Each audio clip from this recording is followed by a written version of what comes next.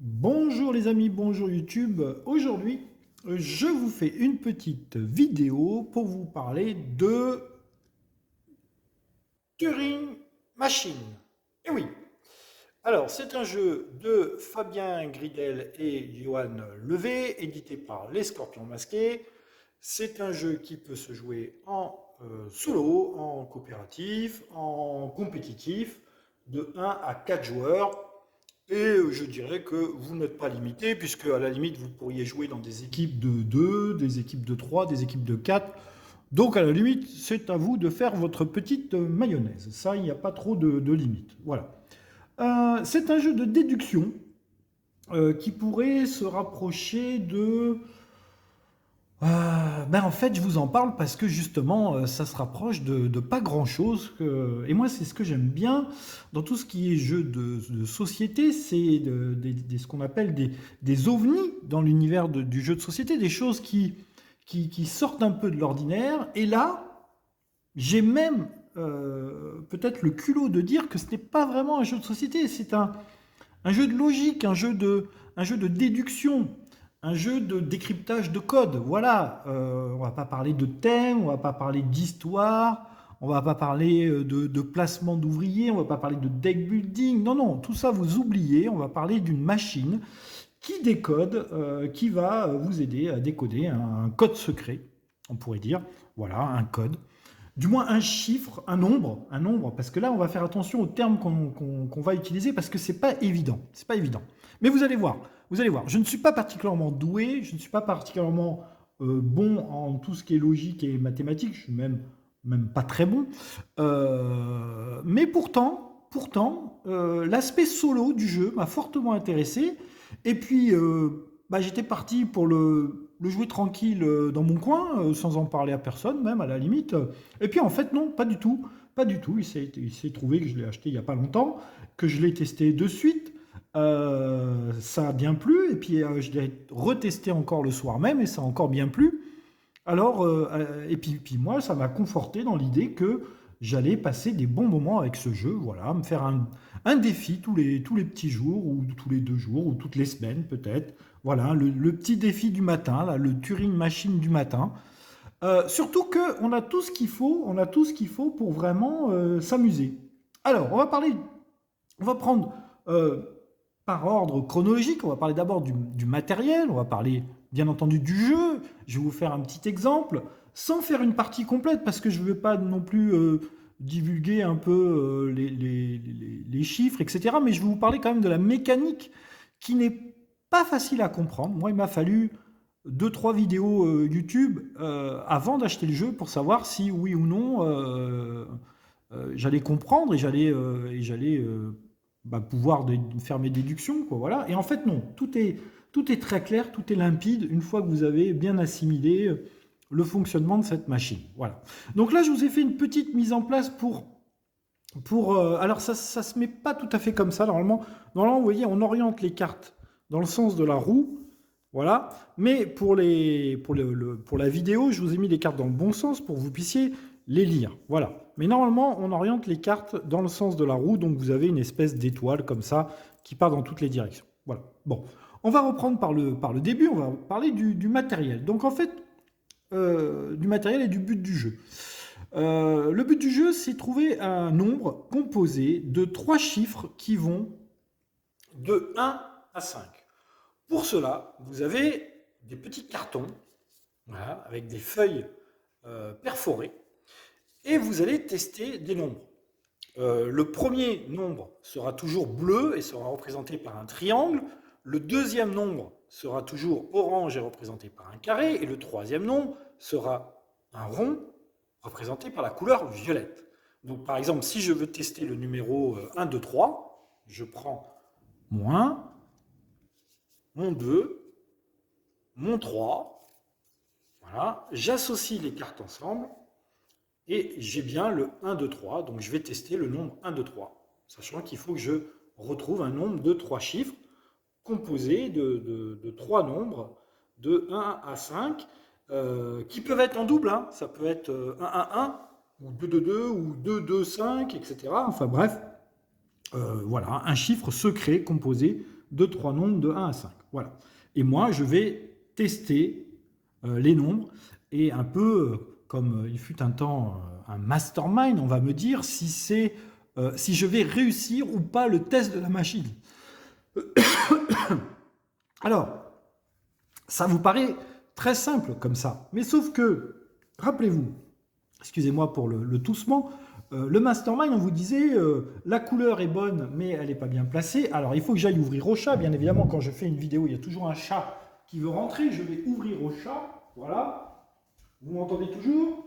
Voilà, j'ouvre au chat. Voilà. Le chat est rentré. Et moi, je continue ma vidéo. C'est toujours le petit truc bonus, la rentrée du chat au cours de la vidéo.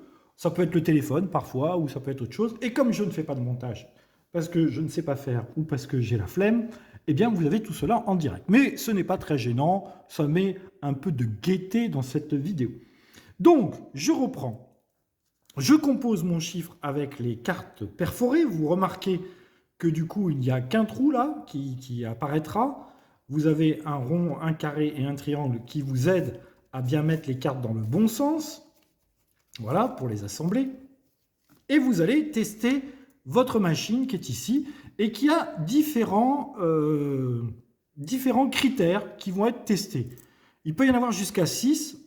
Là, je vous ai fait la configuration du premier problème à résoudre où il n'y a que 4 critères. Donc 1, 2, 3, 4, vous voyez. Mais des critères, vous en avez un paquet, voilà, un paquet bien rempli. Au début, vous avez des critères relativement simples à comprendre. Par exemple, ici, vous voyez, on va tester le chiffre bleu. Donc là, dans mon exemple, il est là. Par exemple, on va tester le chiffre bleu et on va demander à la machine, est-ce que le chiffre secret est égal à 1 ou est-ce que le bleu que j'ai utilisé là est supérieur à 1? Voilà. Donc ça, par exemple, c'est un exemple de test très très simple. Mais vous en avez des beaucoup plus compliqués par la suite. Vous aurez à tester des valeurs paires, des valeurs qui se suivent, des sommes de chiffres, etc. En fait, plus les critères sont évasifs, moins vous allez éliminer de possibilités. C'est sûr que là, quand on teste égal à 1 ou égal à quelque chose, eh ben, si on tombe pile poil dessus, ça nous élimine déjà un certain nombre de critères. Voilà, ça c'était un exemple. Je vais vous faire voir comment ça fonctionne. Ne partez pas en courant, vous allez voir, vous allez tout comprendre. On parle du matériel, donc là, nous avons les critères qui sont donnés par une feuille de configuration. Je vais vous faire voir, j'aurais dû préparer, je vais vous faire voir à quoi ça correspond, les critères de mise en place. Je prends la boîte, voilà, j'ouvre la boîte, je prends la règle. La règle, vous avez 4 pages, hein, donc voilà, n'ayez pas peur de la règle. Et quand vous allez préparer une partie, voilà, là on a préparé la partie 1. Donc on vous dit, sur le critère A, vous prenez la carte 4. Voilà, critère A, la carte 4. Vous voyez, c'est la 4. Vous la mettez. Et après, vous prenez la fiche qui correspond, qui va vous servir à résoudre, à lire la solution. C'est la fiche 447 verte. Les fiches de solution sont comme ça. Vous voyez qu'il y a un petit chiffre ici vert, un petit chiffre orange, un petit chiffre bleu ici, un petit chiffre violet. Donc vous prenez bien la verte numéro 447. Ne vous inquiétez pas, vous pouvez regarder. Hein, c'est rempli de croix et de trucs verts, donc ça ne vous divulguera rien sur la résolution du problème. Vous prenez votre fiche 447, voilà. Vous la mettez ici. Alors encore une fois, au début, on les place voilà, en forme d'étoile. Vous placerez la B comme ça, vous placerez la C comme ça, etc. etc. Encore une fois, pour la vidéo, je vous les ai mis dans l'ordre pour que vous puissiez les lire. Voilà. Ensuite, vous avez un petit marqueur comme ça, où vous allez dire que cette fiche elle correspond au critère A, vous allez dire que cette fiche correspond au critère B, vous allez dire que cette fiche correspond au critère C, et vous allez dire que cette fiche correspond au critère D. Voilà. Ça, c'est surtout utile quand vous êtes en multijoueur, à 3 ou 4 joueurs, pour que vous puissiez, une fois que vous avez consulté votre fiche, si vous ne vous souvenez plus là où vous l'avez pris, parce qu'il y en a une autre qui a été consultée par un autre joueur, de les remettre au bon emplacement. Ça ne sert pas à autre chose que ça. Voilà. En solo, vous pouvez bien évidemment vous en passer. À noter d'ailleurs que dans le matériel, j'ai trouvé curieux. Voilà, j'ai trouvé curieux qu'on vous fournisse en fait un feutre effaçable avec des fiches qui sont d'une très bonne très bonne qualité, ni trop souple, ni trop dur, et donc qui peuvent s'effacer. Hein. On peut effacer. Là, le B, voilà, je peux l'effacer, donc OK. Mais par contre, pour prendre des notes et noter notre solution, on a un bloc-notes, voilà, qui est un peu cheap, hein, il n'y a pas beaucoup de feuilles, j'ai trouvé, moi, il n'y a pas beaucoup de feuilles. Et débrouille-toi. Voilà, débrouille-toi parce que il faut le crayon noir qui va avec, ou le stylo, ou le je sais pas ce que vous voulez. Enfin bref, il faut un matériel pour écrire. Alors que de base, on nous avait fourni un feutre effaçable et des feuilles qui étaient plastifiées pour qu'on puisse effacer. Donc pourquoi ne pas avoir réalisé 4 fiches effaçables pour jouer de 1 à 4, ou même une seule fiche à la limite pour le solo? Je sais, enfin là, il y a un mystère et boule de gomme. C'est sans doute pour des problèmes de coût. Et je dois dire que d'ailleurs, au niveau de la particularité du jeu, de l'ingéniosité du jeu, Scorpion Masqué ou les créateurs, je ne sais pas qui a pensé l'idée, mais la mécanique est vraiment sensationnelle, quoi. Savoir que à chaque fois, vous n'aurez qu'un seul chiffre qui sera exact. C'est-à-dire, il n'y aura qu'un seul chiffre qui correspondra à une affirmation pour répondre à tous les critères que vous allez tester. Sachant que je vous laisse imaginer le nombre de chiffres qui sont possibles de faire avec 1, 2 et 1, 2, 3, 4, 5, en les mettant dans l'ordre, dans le désordre, etc. Voilà, sachant qu'à chaque fois, il n'y a qu'un seul chiffre qui répond à tous les critères, c'est d'une conception assez étonnante. Et c'est pour ça, moi, que aussi je l'ai pris, c'est parce que j'aime bien tout ce qui est innovation technique au niveau du jeu de société, et j'aime bien, voilà, idées nouvelles. C'est pas simplement vrai, faux, couleur bien placée, couleur mal placée. Non, là, vous allez voir qu'il y a, 48 critères différents qui vont vous permettre de tester votre chiffre. Donc là, je vous ai mis le problème numéro 1, qui est vraiment d'une simplicité à toute épreuve, mais c'est pour bien comprendre le fonctionnement de la machine. Donc on ne va pas aller trop loin d'ailleurs dans la règle, je ne vais même pas vous divulguer le premier chiffre, la première énigme. Je ferai peut-être une autre vidéo où je ferai un défi quotidien, parce que ça aussi, c'est un gros plus du jeu, et vous allez le voir tout de suite. Ici, dans la feuille de règle, vous avez 20 problèmes, voilà, qui vont crescendo au niveau de leur force. J'ai envie de vous dire que les problèmes de 1 à 5, ils sont relativement semblables, et même peut-être même qu'au bout du 5e, vous serez un peu déçu, parce que ça reprend les mêmes critères, et donc vous allez vous dire, ouais, bon, bah là, on n'a pas changé grand-chose dans les critères, c'est juste évidemment le chiffre qui a changé, mais on ne nous titille pas trop dans la recherche. Ça va commencer à partir du niveau 8. Vous voyez que là, vous avez 5 critères différents, A, B, C, D, E. Et même après, niveau 9, vous avez encore 5 critères. Et après, plus vous allez avancer dans le jeu. Et là, par exemple, niveau 16, vous avez 6 critères différents. Et vous avez, bien entendu, sur les premiers niveaux, une part de hasard qui peut être relativement importante si vous jouez en compétitif, par exemple. C'est sûr que si un joueur tombe sur un numéro qui se rapproche qui répond favorablement à plusieurs critères, il aura un avantage par rapport à un joueur qui... Et encore, même pas, parce que je vous dis, le truc, c'est pas que ça répond vrai ou faux, ça va plus vous aider si vous répondez plus à des vrais qu'à des faux. C'est le mixage des deux qui va vous donner le bon chiffre. Je sais, comme ça vous a l'air très compliqué, mais vous allez voir, c'est très simple. Bon, on va rentrer dans le vif du sujet. Donc, je parlais du matériel. Au niveau matériel, vous avez aussi ici des mini paravents, voilà, qui vont vous servir à prendre des notes quand vous jouez en compétitif avec d'autres joueurs. Et vous avez donc ce magnifique porte-chiffres qui va vous servir à composer vos numéros. Donc, le niveau matériel, on est dans du plus que correct. On est même, je dirais même, dans du matériel de très bonne qualité. Voilà. À part ce petit carnet de notes un peu cheap, et le fait qu'on n'ait pas une feuille plastifiée, alors qu'on avait déjà le stylo qui était fourni. Après, c'est très ergonomique, c'est très jouable, c'est facile à manipuler. Attention toutefois sur la mise en place, ça peut être, surtout pour les premiers niveaux qui vont relativement vite et vous allez les résoudre assez vite, Donc ça peut être un peu long de chercher les bons chiffres ici quand vous allez chercher parmi les cartes de résolution. Vous voyez qu'il y avait quand même un certain nombre et surtout que vous multipliez ce nombre par 4 puisque à chaque fois vous avez 4 couleurs. Vert, bleu, violet, jaune. Donc voilà, ça, honnêtement, si vous les rangez par ordre croissant ou décroissant, ça va aussi relativement vite. Voilà, vous en donnez la moitié à votre collègue et vous vous mettez à chercher les cartes lors de la mise en place et ça ira tout seul. Voilà. Donc, c'était pour le matériel. Le but du jeu est donc de trouver un nombre composé de 3 chiffres de 1 à 5 et pour cela, nous allons tester une machine. Et tout le sel du jeu est dans le fait de bien comprendre comment fonctionne la machine. Parce qu'au début, vous allez faire comme moi, vous allez avoir peur. Parce que vous savez que cette fiche-là, qui va vous servir à vous donner la réponse au test que vous allez effectuer, elle va vous répondre vrai ou faux. Et la première fois, quand vous allez prendre une carte comme ça, vous allez dire, bon ok, alors je teste le numéro jaune. Ici, dans mon exemple, le jaune, c'est le 2.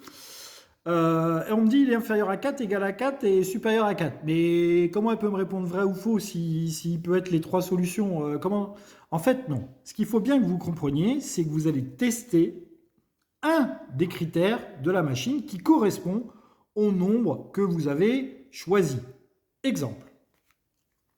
Là, j'ai 1, 2, 3. Ici, mon premier test, mon test A, me dit que le carré jaune, donc mon nombre jaune, est inférieur à 4, égal à 4 ou supérieur à 4. Dans mon exemple que j'ai choisi un 2 jaune, donc je vais tester si le nombre est inférieur à 4. Ok ? Puisque mon 2 est inférieur à 4. Donc je ne m'occupe pas de ça et je ne m'occupe pas de ça. J'oublie ça et ça. Si j'avais mis un 4 jaune ici, eh ben je ne me serais pas occupé de ça et je ne me serais pas occupé de ça. J'aurais testé ça. Jaune égale à 4. Voilà. À partir du moment où vous avez compris ça, vous allez comprendre comment fonctionne la machine. On va aller un petit peu plus loin et vous allez voir, c'est très facile. Donc, moi, je teste le jaune inférieur à 4, puisque ici, j'ai choisi un 2 et que le 2 est inférieur à 4. Donc, je vais tester ça et la machine va me dire si c'est vrai ou faux. Si le nombre à trouver, le jaune dans le nombre à trouver, est inférieur ou supérieur à 4. Donc, pour cela, vous voyez, je prends ma petite feuille comme ça, je prends mes 3 chiffres, je mets le rond avec le rond, le carré avec le carré, voilà, comme ceci, et on me dit c'est faux. C'est faux. Donc, je reprends ma petite feuille où je vais noter mes solutions. Donc voilà, là je m'appelle Phil. Je fais la partie 1. Ici, je teste le numéro 1, 2, 3. Voilà. 1, 2, 3. Et j'ai fait le test A et on m'a dit que c'était faux. Donc le test A, on m'a dit que c'était faux. Donc, le carré n'est pas inférieur à 4. Donc le carré jaune n'est pas inférieur à 4. Il est donc ou égal à 4 ou supérieur à 4. Voilà comment on va noter les renseignements. Je continue. Je vais tester le deuxième test. Ce vérificateur vérifie le nombre de 3 dans le code. Ok ? Pas de 3, 1, 3, 2, 3, 3, 3. Dans l'exemple que j'ai pris un 2, 3, il y a un 3. Donc moi, je vais tester ceci. 1, 3. Ok ? Je ne m'occupe pas de ça, pas de 3, je ne m'occupe pas de 2, 3, je ne m'occupe pas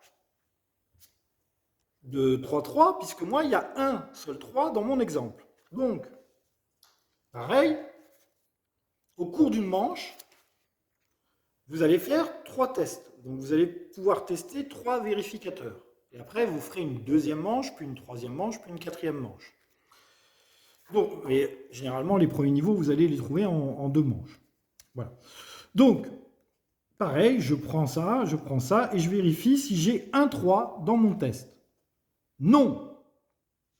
La réponse est négative. Donc, en B, j'ai testé le B et on m'a répondu faux. Donc, il n'y a pas un 3. Donc, ça veut dire, alors là, vous notez comme vous voulez. Ce qu'il faut, c'est que vous arriviez à comprendre ce que vous notez. Donc, ça veut dire qu'il y en a peut-être 0, peut-être 2 des 3, ou peut-être 3. Peut-être 3, 3. Alors, il ne peut pas y en avoir 3, 3, puisque je sais déjà que mon chiffre jaune est ou 4 ou 5. Donc, il ne peut pas y en avoir 3. Donc là, je pourrais noter le fait qu'il n'y a pas 3, 3, 3, par exemple. Voilà. Donc, petit à petit, comme ça, vous allez déduire des choses. On va faire un troisième test. Le troisième test, là, me dit que le chiffre bleu, le chiffre qui correspond au triangle, est inférieur à jaune, égal à jaune ou supérieur à jaune.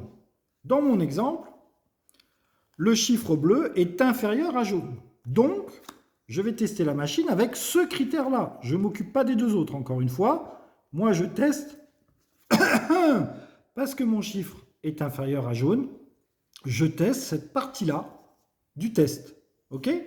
C'est là où vous allez perdre des gens quand vous allez expliquer le jeu. Hein. Et faites les premiers niveaux en collaboratif pour après rentrer dans un mode compétitif, pour être sûr que tout le monde comprend bien la machine. Une fois que tout le monde comprend la machine, honnêtement, il n'y a aucun problème. Ça roule tout seul, les gens vont pouvoir jouer tout seul dans leur coin. Donc, je teste si mon critère bleu est inférieur à jaune. Alors, sachant que moi je pense que jaune est ou 4 ou 5, il y a des chances. Il y a des chances que là, ça me réponde vrai, que ça soit inférieur à jaune, que ça soit 3, 2 ou 1. Je n'en sais rien, je vais vérifier. Ça ne veut rien dire, hein.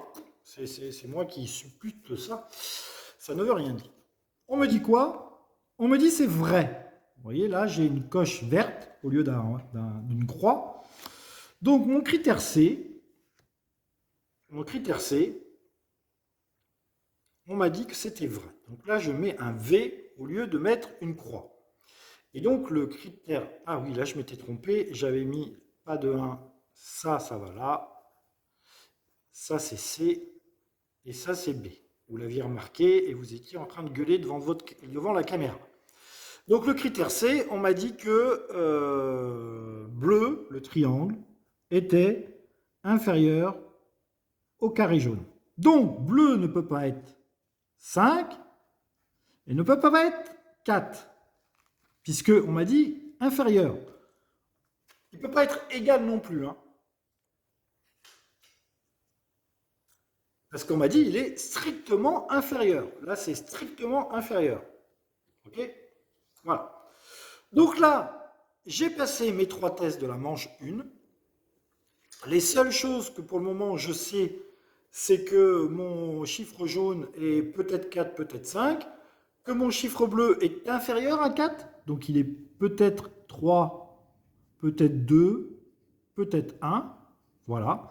Et là, j'ai fini ma première manche. Quand vous avez fini votre première manche et que vous êtes en collaboratif, vous allez mettre votre point comme ça au centre de la table et à 3, 1, 2, 3, les gens vont monter ou descendre leur point.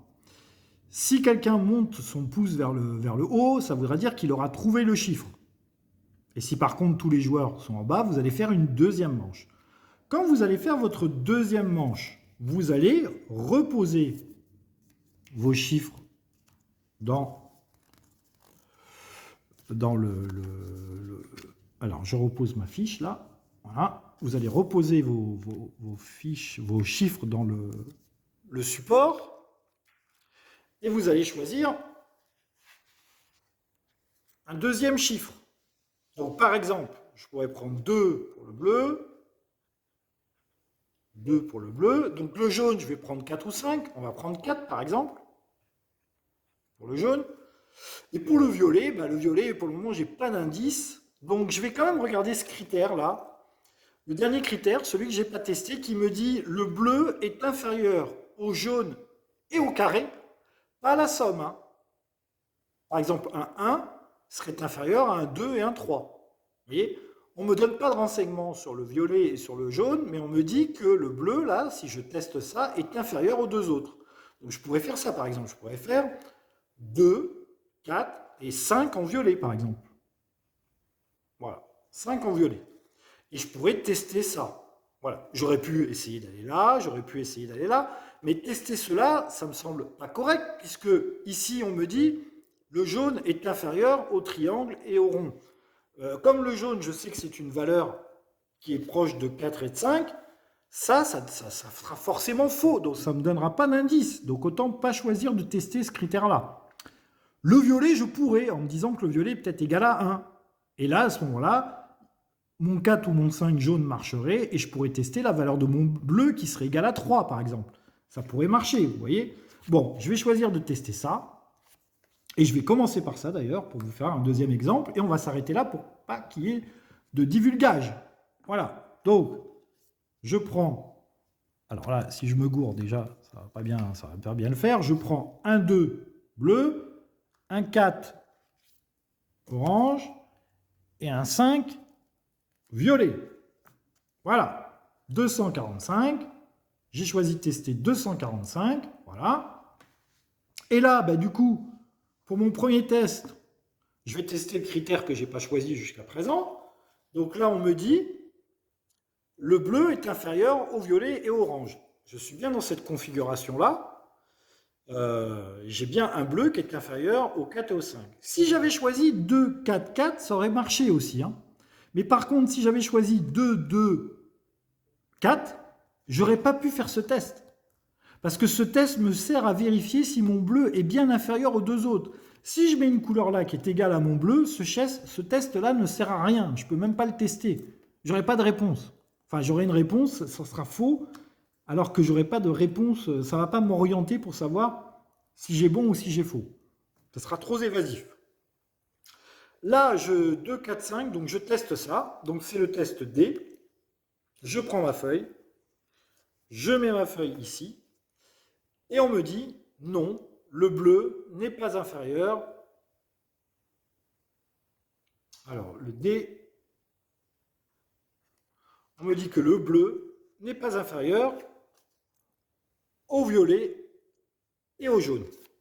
Donc le bleu, donc c'est le D, bleu, le triangle. Là, j'avais inférieur à violet et à jaune, et on me dit que non, c'est pas bon, il n'est pas inférieur. Donc ça veut peut-être dire qu'effectivement mon 2 serait bon, peut-être que mon 4 est bon, mais peut-être que là en violet j'ai un 1. Puisque je sais que ici c'est un 4, ici c'est un 2, là j'ai peut-être une valeur très basse en violet. J'ai peut-être un 1 en violet. Voilà. Donc je vous laisse faire vos déductions pour le chiffre, pour le code. J'espère vous avoir donné envie de vous procurer ce jeu et de vous acheter ce jeu. Voilà. Cette vidéo n'est absolument pas sponsorisée. C'est une initiative personnelle. Parce que le jeu m'a plu, parce que je le trouve intéressant, parce que je trouve que c'est un ovni ludique non identifié et que rien que pour cela, pour ceux qui font des collections de jeux, pour ceux qui aiment le jeu en solo, eh bien, c'est un très bon pis-aller qui va vous permettre de passer d'excellents moments. Voilà. Donc, je vous laisse à vos réflexions, je vous laisse réfléchir, trouver les bons codes, les bons chiffres. Il est à noter que je vous ai dit que dans la règle, il y avait 20 problèmes qui pouvaient être résolus, mais qu'il y a une application, je vais essayer de vous la faire voir, il y a une application qui est ici, qui vous permet de configurer des parties comme vous en avez envie. Donc là, voilà, vous pouvez jouer en compétitif ou en solo. Vous pouvez choisir un mode de difficulté. Il y a plusieurs niveaux de difficulté. Donc là, vous avez du classique, du cauchemar et de l'extrême. Donc autant vous dire que vous n'êtes pas sorti de l'auberge. Ici, la difficulté, pareil. Vous pouvez faire easy, standard et hard. Donc vous avez ici 5 paramètres différents qui vont déjà vous tester, votre capacité à trouver le chiffre.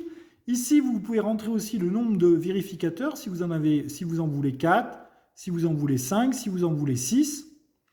Imaginons que j'en veuille 5, je suis en standard, je suis en classique, je suis en solo, je fais générer, et hop, alors là, j'ai mis le jeu en français, mais normalement ça c'est A, B, C, D, E. Là, il fait une traduction, donc là, forcément, ça ne correspond à rien. Là, vous avez, je vais essayer de vous le mettre en anglais. Attendez. Pourquoi il me fait une traduction automatique? Parce que, ouais, il m'a fait une traduction automatique. Bon, normalement, vous l'avez en français, vous l'avez en anglais, vous l'avez en tout ça. En tous les cas, il vous génère un problème et vous faites après la disposition des cartes quand vous avez envie. Et puis, vous avez aussi un truc super bien. Vous avez le challenge du jour. Voilà, défi quotidien.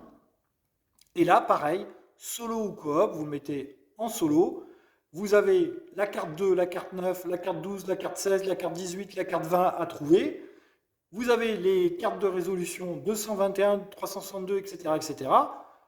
Vous testez et ensuite vous rentrez votre solution, etc. Vous jouez en solo et vous essayez de remplir le défi quotidien qui va vous demander d'essayer de battre le score de la machine. La machine qui est un peu comme Sherlock Holmes, c'est-à-dire qui réussit tout du premier coup, ou du moins qui est beaucoup plus intelligente que vous. Et vous avez des fois la possibilité de battre la machine, c'est-à-dire de faire moins de coups pour trouver la solution que la machine. C'est intéressant parce que plus vous allez évoluer dans votre jeu, plus vous allez rentrer des critères, etc., plus même le premier chiffre que vous allez choisir ne sera pas complètement au hasard. Vous allez vous dire, bah tiens, là j'ai envie de résoudre ça, là j'ai envie de résoudre ça et ça, donc du coup je choisis plutôt tel chiffre que tel autre. Et des fois vous allez avoir des critères qui vont se regrouper, donc vous allez, je ne sais pas, si par exemple on vous dit la somme des chiffres, combien de paires il y a dans le nombre à trouver, on vous dit, vous pouvez tester, savoir s'il y a une paire, deux paires, trois paires. Et puis à côté on vous dit le chiffre violet est pair ou impair. Donc du coup, vous allez pouvoir voilà, faire des déductions d'un par rapport à l'autre. Bref, je suis en train de vous embrouiller. Faites-moi confiance. C'est un excellent jeu. C'est plein d'innovations techniques. Je pense que c'est sorti de la tête de deux fous qui voilà, se sont basés sur une machine qui existait vraiment, qui a existé et qui servait à décoder des codes allemands pendant la guerre 39-45, là, voilà, de Monsieur Turing d'ailleurs, puisque cette machine porte le nom de son créateur. Et bien voilà, une très grande réussite ludique. Moi, ça m'a bien plu. Voilà, j'avais envie de faire une vidéo sur ça. Si en plus je vous ai convaincu, eh bien, il n'y a plus qu'à l'acheter. Voilà, et y jouer. Et puis faites-moi un petit commentaire sur les commentaires. Comme d'habitude, vous savez que les paramètres YouTube, ils aiment bien qu'on réagisse à une vidéo, parce que sinon, elle passe aux oubliettes et aux profondeurs des limbes. Donc, mettez le petit pouce vers le haut, la cloche et tout le team. Moi, je préfère les commentaires parce que c'est plus interactif. Ça me permet de vous répondre. Et puis, vous pouvez, voilà, vous pouvez dire tu fais des vidéos trop longues ou le son est mono. Ben oui, parce que mon portable il enregistre en mono, donc on n'entend pas des deux côtés. Enfin bref, éclatez-vous dans les commentaires, partagez la vidéo sur Facebook, sur Instagram, sur n'importe quel support machin. Voilà, faites vivre la vidéo et puis je vous dis à très bientôt pour une prochaine vidéo. Moi, je vais continuer de m'éclater à résoudre des problèmes avec Turing Machine. Allez, salut tout le monde, bye bye.